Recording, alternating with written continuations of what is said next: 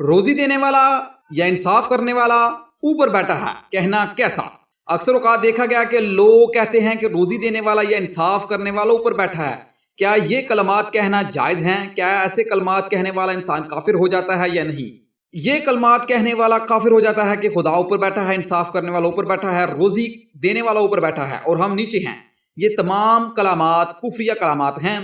یہ کہنے والا انسان کافر ہو جاتا ہے، کیونکہ اس سے سمتا مکان ثابت ہوتا ہے اللہ کے لیے۔